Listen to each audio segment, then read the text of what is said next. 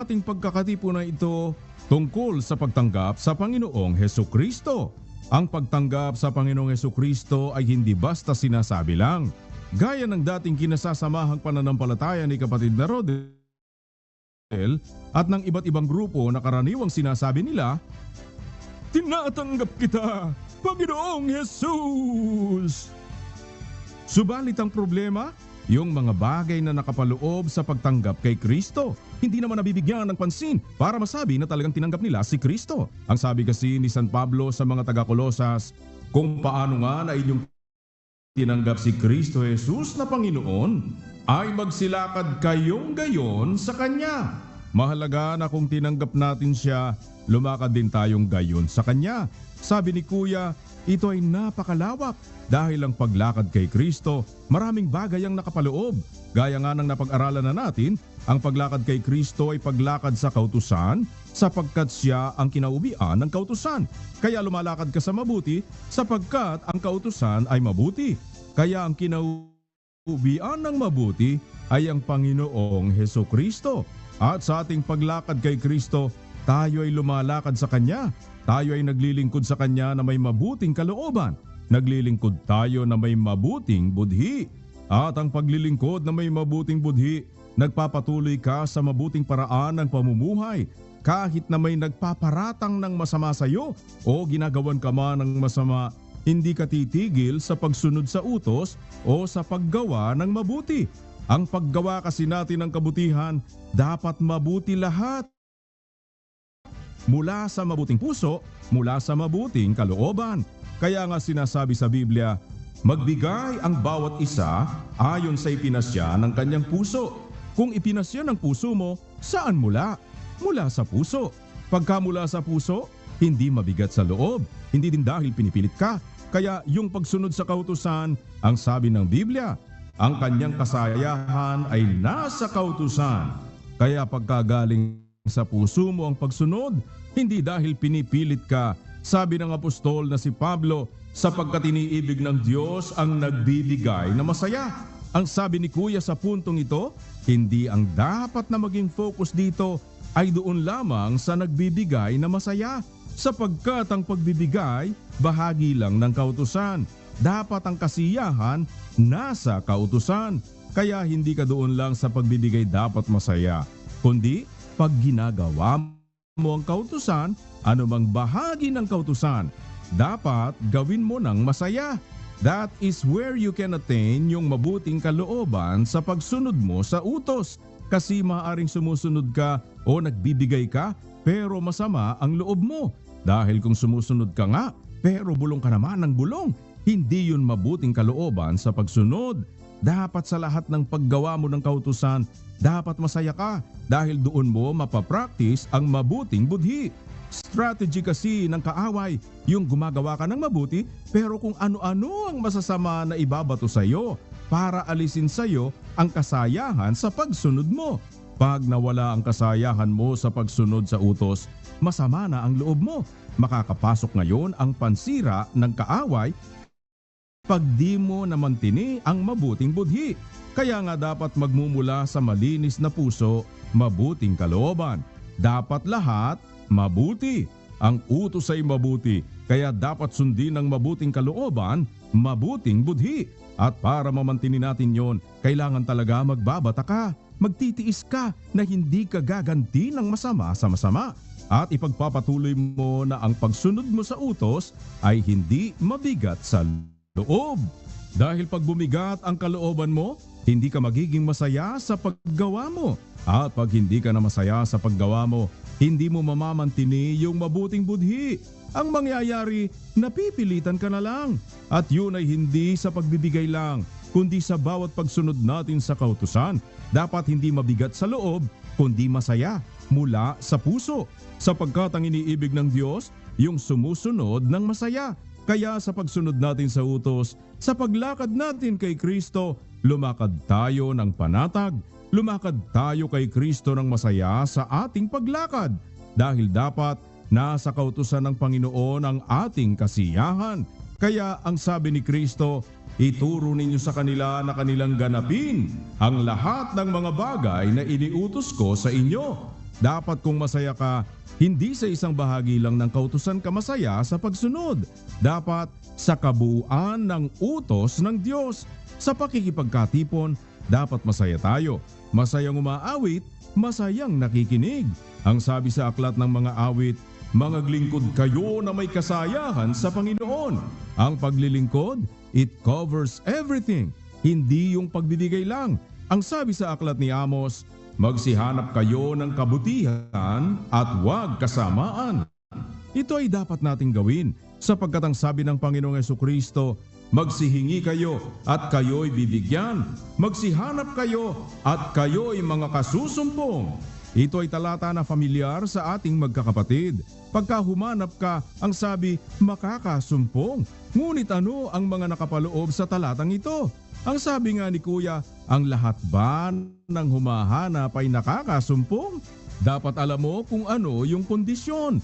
Dahil baka humanap ka lang basta, wala ka sa kondisyon ng paghanap.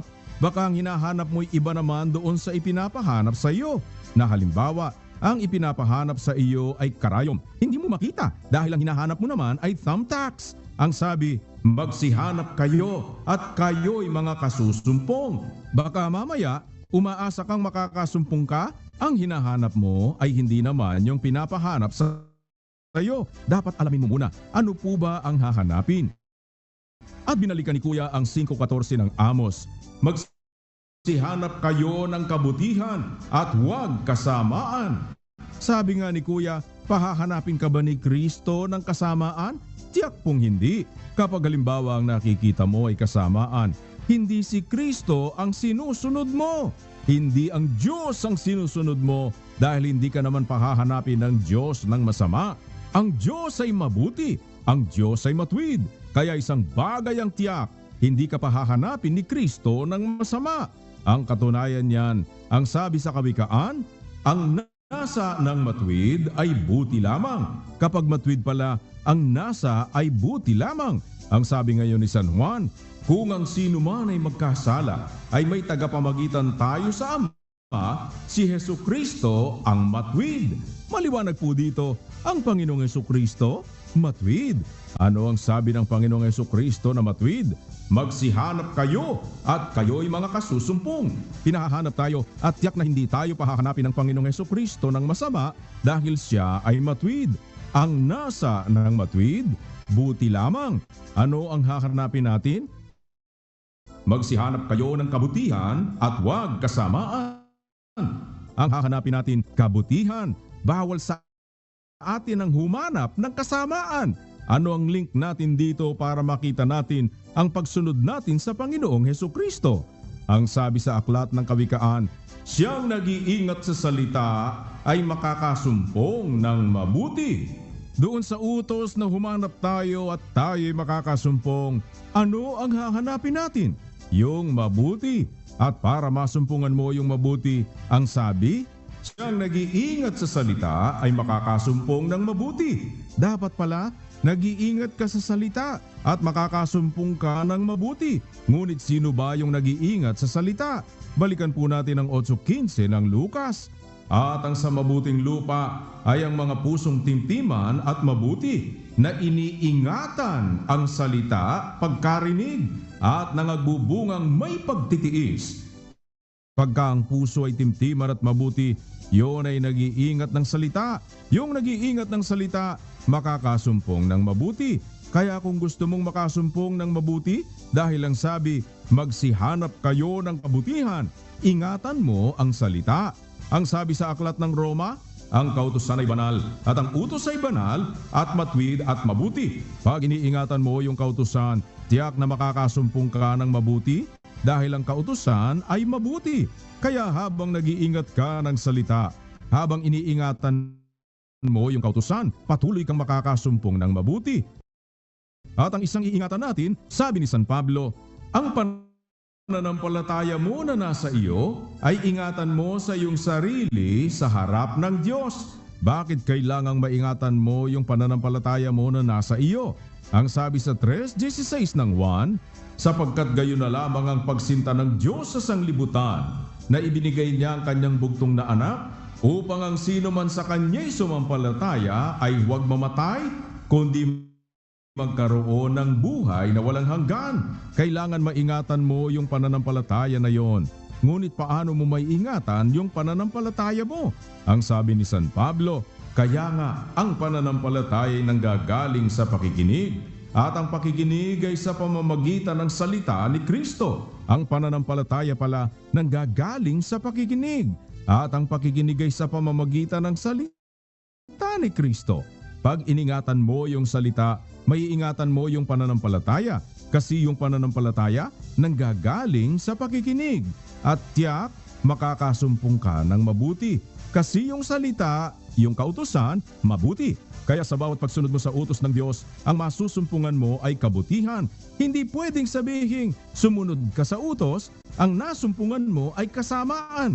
Kaya pag sinabing, magsihanap kayo ng kabutihan, sumunod ka sa utos at makakasumpong ka ng kabutihan. Dahil ang utos, mabuti, at yun ay dapat nating maingatan sa ating mga puso para maingatan natin ang ating pananampalataya. Pag naiingatan mo ang pananampalataya, ibig sabihin, naiingatan mo si Kristo.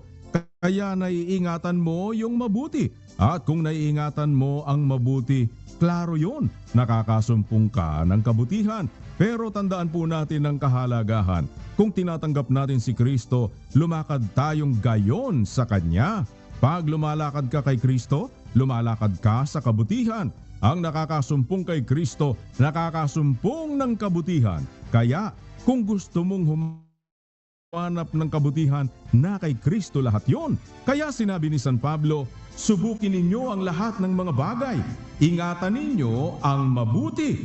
Pag iniingatan mo ang mabuti, nakakasumpong ka ng mabuti. At ang isang mabuti na pwede mong sabihing iniingatan mo, yung kautusan. Pag nag-iingat ka ng kautusan, hindi mo pwedeng sabihin hindi ka nakakasumpong ng kabutihan. Dahil sa bawat pagsunod natin sa kautusan, isang bagay ang ating matitiyak. Makakasumpong tayo ng kabutihan sapagkat ang utos ng Diyos ay mabuti. Sa Diyos ang lahat ng karangalan at kapurihan, magpakailanman.